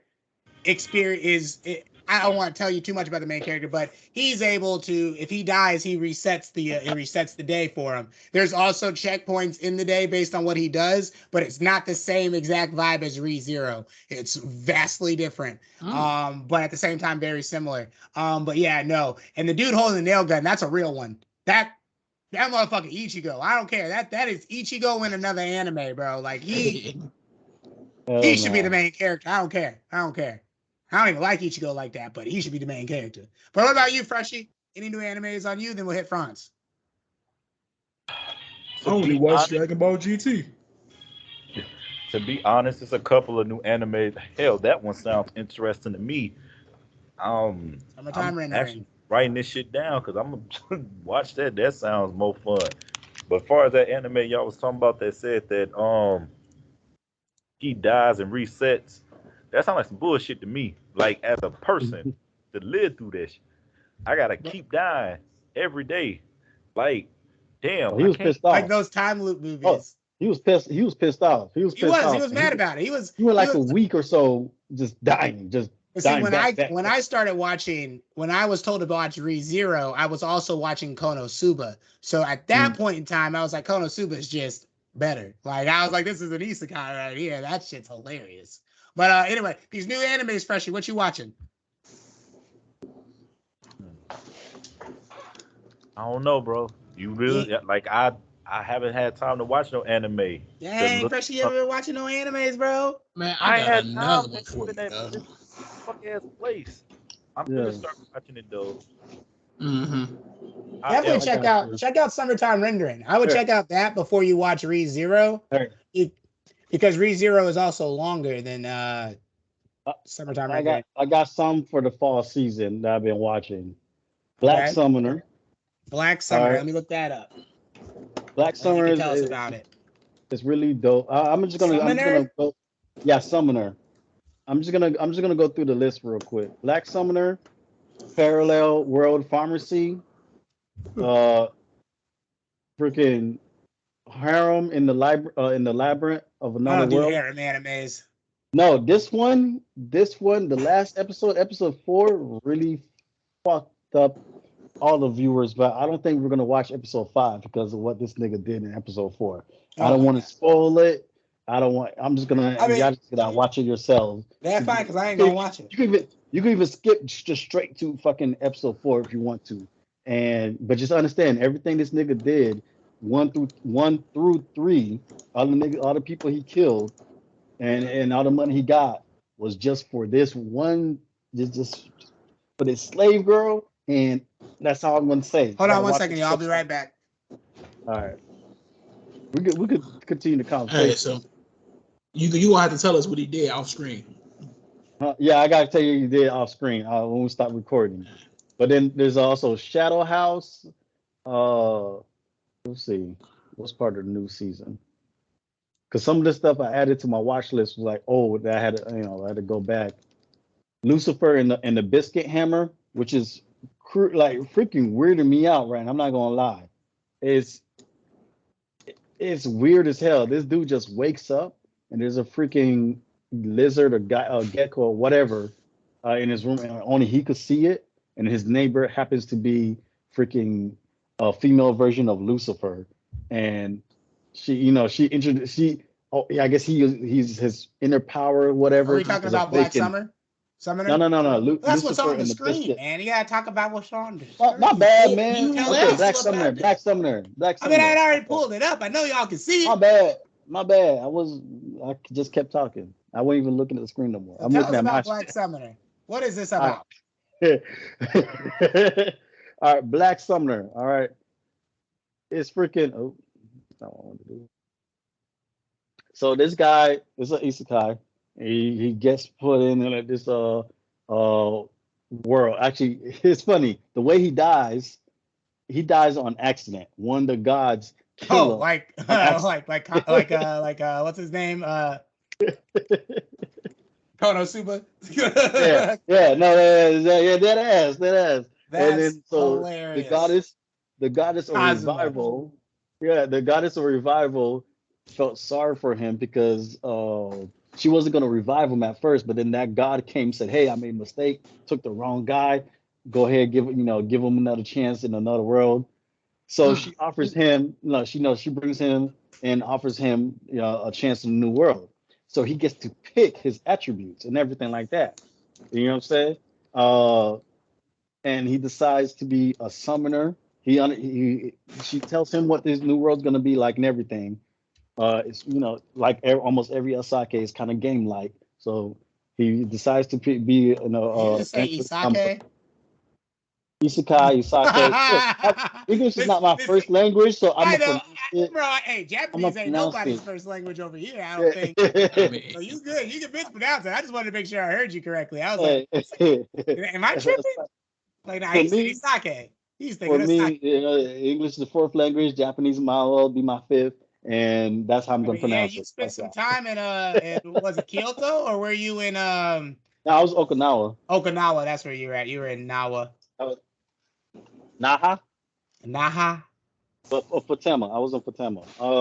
But anyways, so that's pretty cool. So I mean, he gets to pick his stats, and he pretty much just becomes this badass summoner. The only thing is, he's not gonna remember any of that. He's just gonna wake up in a new world, and that's it. And he has to figure everything out. But she is his. But one of his. He gets to pick whatever he wants. He basically made like 3 wishes. His last wish was she, as the goddess, has to be one of his summoners. Like, so she follows him to the new world as one of his summoners. So just like Konosuba. Yeah. So, but he doesn't have enough power, enough mana yet to actually summon her. So is this a more slime? That's some bullshit. Is this a more like serious anime or is it funny? It's both. Right now, it's both because eventually he's like he picks up rank fast because one of his attributes is he gets double XP, double everything. He's getting double rewards, double XP and shit like that. So him and the slime are just OPing, just out there, just sliding on niggas. Left and right. As soon as we get done. Seriously, man. I'm glad somebody gets to go and watch them as soon as they get done. I got to go back and start editing my videos. I've been so up Digimon's ass. Have you been watching Digimon with your kids? Hey, that's the shit though. They don't understand. They don't understand, man. That got a special place in my heart. They don't understand that shit. They just want to watch Coco Melon. And look. Now you gotta force them. That's what listen. I'm gonna be real with you. With my nephews, I know y'all seen me and my little nephews, and we be watching One Piece and shit. I'm gonna tell you, when they first came over and they were like, "We want to watch anime," I was like, "Okay, the only anime we gonna watch is One Piece." And they were like, "We want to watch Naruto." I was like, "Well, it looks like you're watching One Piece." So, I don't know what to tell you. I was like, "When we get to episode 200 in One Piece, we can start some Naruto." And they were like, "What?" I was like, "One Piece has 1,000 episodes." And they were like. But I was like, that's why we gotta get started. One Naruto episode for every 200. Exactly. That's exactly what's about to happen. I'm gonna be real. And let me tell you, they fucking love One Piece. Like, they love that shit. They'll come over here, gum gum pistol. I'm like, gum gum axe. Like, I'm like, hey. I be hitting them with the Japanese shit. I'd be like, gomu gomu no, elephant. So good, like they don't like that shit. You made them watch. They're like, what? You made them watch it. that ass. They have a whole discussion before they go in the door. Like, all right, guys, so we have to make sure we act like we like the anime, so Uncle Jameer will leave us alone. Nah, they love it. You can tell they genuinely love it. Maybe he'll let us. I say part of this new fall, new season, Black Summoner and Parallel World Pharmacy. Those two. You guys definitely should check those out, man. I'll check them out. Those two are nice. One Piece, though. Oda said some crazy shit. Oda said, pretty much confirmed, fucking Toon Force and Luffy. That man said he wanted Gear 5 to be just like Tom and Jerry because he felt as though that was missed out on from everybody. And I'm like, did you just say what I think you said, Oda? Okay. Nah, Frost, it's Toon Force. I don't care. No. See, I've been hearing other stuff on TikTok, and that kind of scared me at first because I don't know where people got this, but I've been hearing that the first 1,000 episodes was just how the crew got together. Yeah, everything else is how. That's what Oda said. Oda's on. I don't know what the fuck Oda's going through. That's not cool. We need to stop. Bro. We just watched 1,000 something episodes of filler. And like the crazy thing about it is none of that shit felt like filler. So it's like, what? Like, if anything, Kishimoto needs to take that because shit, if you can make filler feel real, Fuck Oda. Oda's too damn good of a fucking writer, bro. That shit is insane. That's insane. The first 1,000 episodes of how the Straw Hats got together, and now One Piece actually began. No, that's been like 20 years, dog. Stop, please. I think that's good for people though, because like he said, this next shit that this is like the last. This is the last saga, so this is it. This is Luffy finding the One Piece. I know, quote unquote. I got you. But if that's true, then we're about to see one of the greatest fucking things that could ever fucking happen in an anime. And I believe, I'm going to say this, and I could be jinxing it, but I believe that the ending of One Piece, if we ever get there, we may be 48 years old. We may be 60. But when we get there, I think everybody's going to be somewhat satisfied with that ending. I think the vast majorities are going to be happy with whatever ending he comes up with. Mark my words. Luffy is going to be the One Piece. I think so. If you think about it, I think the fruit was the One Piece. The Nika no Mi model type. Oh no, the Gummo Gummo no Mi model type Nika. That fruit. What Joy Boy left something. He left One Piece. They found it and they laughed about it. And I honestly think the fruit was the One Piece.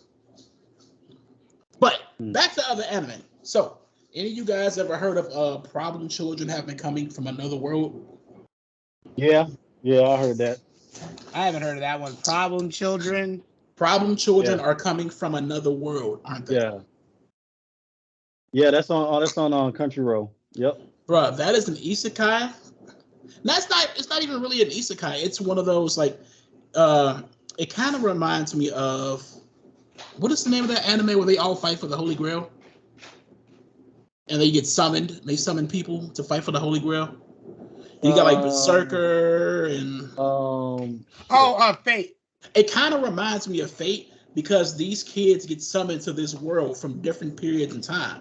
And somehow they all have like mystical powers. Like one kid is just super fast and super strong. The other kid can talk to animals and shit. And it's a really short anime, but it's a really good anime and it's really enjoyable. Or I'm gonna add that to the watch. I'll add it to the list. I can't guarantee. Looking at these animations, there's something about the animations on it, or the artwork, the art style. Something about that I don't necessarily like it. It's not bad. I've been killing slimes for 300 years and maxed out my level. Yeah, I saw that. I've heard of that one. Yeah, that one's funny. That's a cool isekai. There's so many isekais, man. Like I'm honestly starting to get tired of isekais because there's just so many. Well, I'm not saturating it. I'm not. Well, because they're becoming different now. They used to be all about, hey, I got summoned here, and now I'll be super OP and do all this extra shit. But now it's becoming like specific, like little things. It's not bad. Man, listen. The only isekai that needs to be brought back and blown the fuck up around everybody is Grimgar. I don't care what anybody else got going on.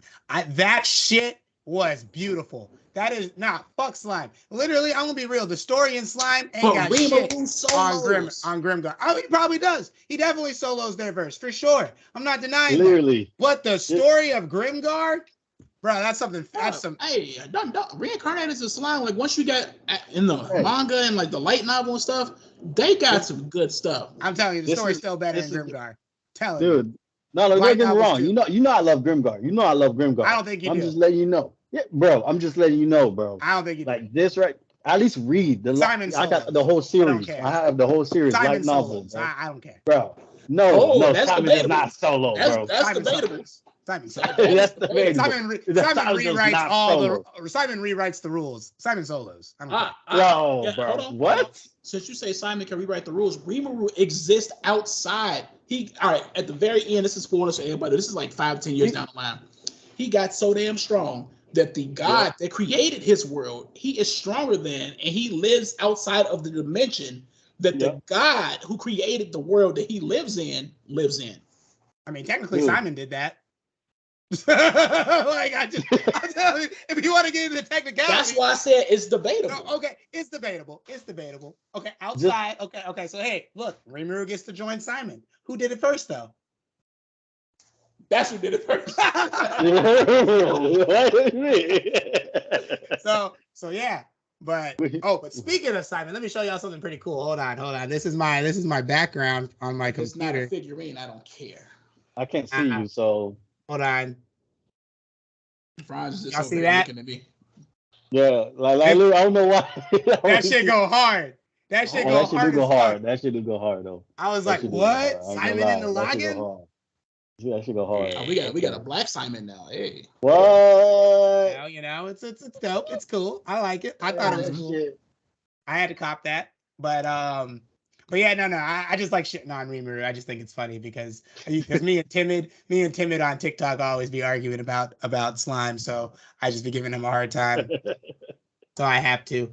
But yeah, Slime's a good isekai. I think Konosuba's a great isekai. Yep, I think isekais in which the characters aren't overpowered. I enjoy those way more than I enjoy like Overlord. Like I don't really fuck with Overlord like that because he's too OP. Overlord is I mean, there's no struggle for him. He's beatable. There will be. He's beatable. Yeah, he's beatable. There will be a struggle for him later on, but yeah, I mean, as of right now, yeah, that's what I'm saying. I'd rather the struggle. But he is beatable. He's not OP like Rimuru.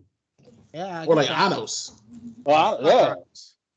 Okay, fuck that dude. What about all Anos is the sword? Let's be real. Without that sword, Anos ain't shit. I'm just gonna be real.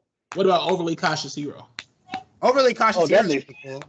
He's overly cautious, of course. Like he knows. I want another season of that, dog. Like the way it ended, Yeah, no, they need to have they have to. What about? I want to see it for another 3 years. Do you think we're gonna get another season of Shield Hero? Yes. Hell yeah. Okay. Hell yeah. I am not gonna lie. At the very beginning of the last season of Shield Hero was kind of ass, but like towards the middle after they dealt with the turtle, I think the first episode was good, and then like the episodes that were right before that middle part after that first episode were ass. And then once they killed that motherfucker, everything just started getting better. Mm-hmm. The last episode was ass. We don't talk about the last episode. That was the last episode, season 2 was ass. See, that's how conversations like this result in Japanimary eventually saying "fuck Death Note." That's all I'm saying, because that's the same shit that happened with Death Note. The first season was great, yeah, but we got to count the whole thing. We count the whole thing. That shit's ass. Like I don't know what to tell y'all. Y'all's main character got figured out by a 12-year-old kid playing with blocks. There's nothing you can say that makes me think Light Yagami contends with anybody. At least you got an actual episode. Literally, the last episode of Shield Hero was a recap of like the side people, what they did while they were what? Seriously? And giving this bitch that showed up for one season, barely, you know what I'm saying? The whole reason. Know what that reminds me of though? Faraway Paladin, like the middle, like episode 7, 6 or something. Dude. They dropped the fucking flashback, and I was like, "Why are you doing a recap now?" Right. And that I still want a new season. I still want a season 2 of Faraway Paladin. I think they're gonna do a season 2. That anime was great. Has anybody watched World Trigger? I've seen World Trigger. Is it good? Like I keep trying to get through it, but it's I'm like gonna be real with you. What you see is what you get out of World Trigger. It doesn't get any better than it was from episode 1. Oh. Dang. So if you're not really liking it, you probably won't like World Trigger. That explains why it's so hard for me to get like through the first 10 episodes. Yeah, it doesn't get any better. It doesn't get any better or any worse. It's just literally it's like Dragon Ball, right? It's the same shit. Like where Goku's gonna come up. He's gonna go, he's gonna get his ass beat by somebody. Vegeta's gonna go, get his ass beat by somebody. Then eventually they're gonna figure out how to beat the big bad, and then they're gonna go, and then they're gonna go fight again. Like that's what World Trigger. Like it's the same shit. Like you don't expect it to be bad. Like Dragon Ball is never going to be a bad anime. It's just always going to be the same thing. Mm-hmm. It's just never. That's just what it is. You know. I got a question. What's up? The Dawn of the Witch. Is anybody watching that? No. I'm on episode 6. Plus, she doesn't watch animes anymore because his kids only want to watch Cocomelon. Remember? I've been working like fucking crazy. Like people do a lot of stupid shit, and I didn't realize to the degree of dumb shit people been doing lately. What are some of the dumb calls you've been called on? You got that kind of time? Like Like, give us the funniest one and then the craziest one. A bridge version. Let me see. Funniest one first. I want to laugh. I can honestly say it's when got a dude who took cocaine, and this motherfucker, his mama took cocaine, and he did too. They both took cocaine together. I know. Skeeted family. This is 2 minutes of walking in the house, man. Like this is 2 minutes of walking in the house. Hey, Mom, you trying to do some cocaine? Yes, baby. Oh, Ah, yeah. That's how you That's party, what you Mom. do it too. That's what I'm talking about. This is 2 minutes of being in this house. Now, now that we done established that, cocaine is in the mix, they swear. Cocaine's a hell of a drug. I don't know why, but people who take cocaine just got to lie about it. Like, we can't tell you on cocaine, man. Like, doing I'm not on cocaine. What makes you think that? The fact that your screen lit up when you did that. Nah. I'm on something a little. You feel me? More mellow. Be sweating like a motherfucker too. Sweat up and down. They ain't took no motherfucking cocaine. I ain't on no cocaine. That's exactly what they be saying too. Like, who took that shit? I ain't take no drugs. I ain't take no Plant drugs. that shit on me. What you talking about, Like, Fire? What you talking about, Alright, Fire, Bernie. man? Fire, I didn't take no drugs. Drugs? What the fuck is drugs? Motherfuckers be so mad and shit. Like, we lying on you, man. If you don't go on with that motherfucking shit, like, Bro, that's gotta be both funny and annoying for you guys, because like firefighters don't arrest people. They like unless it involves kids, correct? So like we actually don't arrest people, but like the cops come. Like, right. if it's anything far as like drugs or like kids abuse, like they come anyway. Or if it's domestic violence, the cops come automatically. Like, ain't no motherfucking, we might show, they might not. No, they showing up. But the thing, That's crazy. motherfuckers just, that was yesterday. That was just yesterday. Right for Damn. that was right Damn. after that was yesterday. So how did you resolve the situation? Like, what happened? Shit, the mama was passed out in the bathroom, sweating. Like, when motherfuckers take drugs, they be sweating like they done did a motherfucking marathon, my God. When I say a marathon, like, they don't care about... That shit had fentanyl in it. Ain't no fucking way. Yeah. I used to work with a dude who used to do a line of cocaine every day before work. I used to work at the blue version of Circuit City. I ain't gonna say the name of the store. Blurkit Blitty. Yeah. But every day we used to work in the electronics section, and we used to have quotas. So I find out my guy is doing a line every day before he goes in. So one day, me and him chilling, I'm leaning on his car. Our manager walks up and catches him. And the manager's like, we got to let you go for this. He looks our manager in the eye. He says, I'm your number one seller, and I make sure you have the biggest check every bonus. What are you going to do about it? And the manager looks this man in the face and says, come on, man, just don't let him catch you. And walks off. I'm like, yo. Oh, money talks. That's crazy. What are you gonna say though? He's bringing in big bonuses for you. You gonna get rid of him for some coke? Motherfuckers to do, man. You figure back in the 80s, that's all motherfuckers did was cocaine. Mm-hmm. Everybody was a functioning addict back then, and it's so crazy. But shit wasn't that strong, and it was cleaner back then too. Man, that shit terrible. Now, had to do shit on himself day before yesterday. Shit pissed me off, and you heard it. Like, I swear to God. So you were around for the active shit. Motherfucker, your ass blew up. That's what happened, motherfucker. Your ass blew up. God dang. We had this one at the property that I work at. We had this one crackhead that showed up on site one day and like called herself moving in with this old white guy who was senile. And I personally think he thought that she was his daughter because he was all types of gone up there, right? So she comes outside one day, and I'm out there talking to the maintenance guy. She walks right up to us talking about something. So how do I get an apartment out here?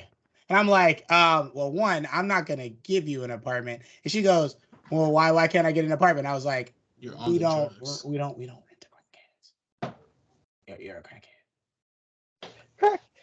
I didn't say it like that, but I wanted to. I really said, I was like, ma'am, I just don't think you'll qualify. Like, do you have a job? And she was like, well, no. But don't worry about that. I got money though. Like I can make the money come. I'm like, I'm not sure what you making come, but it ain't in this direction. So, so like I think everybody deals with some weird shit like every once in a while. Like, have y'all ever had I like to call it a simulation moment? Where you feel like, yeah. Explain. So a simulation moment is like when you're in a spot and everything seems normal, and then that one GTA NPC walks up. Like they feel like they spawn out of nowhere. Like, okay, for example, I was at I had a friend, the same friend, Fazal, me and Francis' friend came to town for his birthday, right? It was his 30th birthday, so he comes to town. And we go to this bar called Fifth and Thomas. So we're at Fifth and Thomas, and we're sitting there just talking. There's this dude comes up, white guy in a wife beater, musclehead Chad looking guy. Literally didn't see him at any point before. And this was like not super packed, so he was not there. Like he just was not there before. And this man just, I swear, popped into existence, walked up like, "Hey, have you seen any whores?" And I was like, "Whores?" So he's like, "I'm looking for the whores. I like whores." And I was like, I was like, "Hey, yo, Jeremy." So Jeremy comes over. He's like, "What's going on?" And he turns to him, "Where are the whores at?" And he turns, like full body turns, and then walks off like this to the next group. "Hey, where are the whores? Show me where the whores are at." And then he disappeared after that. Like he walked around the corner and there's nothing around that corner. And me and Jeremy go around this corner and he wasn't there. And I know I wasn't the only person who saw him. Like he spoke to other groups and all the groups were talking like, "Did y'all just see that weird guy?" So we all were y'all, dog? Bro, I wasn't even drunk. I don't drink. As Brooks, I really don't be drinking. I really don't. Like we go out, I don't drink. You really don't be drinking like that. Yeah, so I know, and I know I smoke weed. Listen, don't get me wrong. I be high sometimes, but I ain't never been that high where I had a joint hallucination with people. I'm just like, it's a simulation moment. Yo, that was E.T. Bro, that dude was not real. I don't care. Like he was not that was an NPC, And it's like, have you ever thought about buses? Like, think about how weird a bus is, man. So you know how a car will take up the whole lane, right? Like, but you can still reach across your car and touch the other door. But like, look at a bus. They'll have 2 seats on one side, 2 seats on the other, and an aisle for you to walk through, all in the same lane. Why you say that? Now I'm be thinking about this shit all night, man. Bro, shit's fucking weird. Like bro, right? Crazy. It's insane. It makes no sense. How you Think about that shit. How is that possible? Like, that's what I'm saying. We're in the Matrix, man. This shit's real. Like, I'll be thinking about that dumbass shit. Bro, to make that even worse, buses have a space for the seats to go up and a full-size wheelchair to sit in. See? They can do all that in a bus. All that in a bus, but it fit in the same lane. It does not make sense. The bus is its own dimension. It has to be. Has to be. I need a physicist. Yo, okay. Next time we have another episode where we could get somebody from the internet, we need to find a physicist to explain that shit to me. I need an engineer and a physicist, and I need to explain how buses work because this shit don't make no sense. Geometry. Like the math ain't mathing. It really not. But anyway, guys, it's been about an hour and 43 minutes. Does that work? I know your mind's blown. He's still on that. Everybody's on that shit. Right? Hey, also, I've been watching. Me and Tiffany been watching X-Files, so like I'm all about that shit. Oh, you're all over that shit now. And I don't watch that shit sober. Man, yo, another crazy thing that's happened to me. Now this shit, y'all might, now I got one more. Last thing. One time, me and Tiffany fell asleep like this is because we're rewatching X-Files now. So we fell asleep with X-Files on. This was like maybe like year 2 in our relationship, and we fell asleep, right? We had the same fucking dream, but I don't think it was a dream because we was abducted by aliens, and like we saw other people and were able to describe the other people that we saw, and like we were talking pretty much at the same time with the realization, like, holy fuck, like, you gotta stop smoking, bro. Bro, I wasn't. This is before I started smoking. This is before I started smoking, so I wasn't high. And we just got abducted. I don't care what nobody says, but they don't want me, so they brought me back. They brought both of us back. They don't want to save us from this planet. I was a little disappointed, but I was like, you know what, y'all could have take me like shit, like the fuck. I'll make y'all laugh. I will. No, y'all want to hear some real crazy shit? Sure. So me and my wife, she was my girl at the time, but we're driving.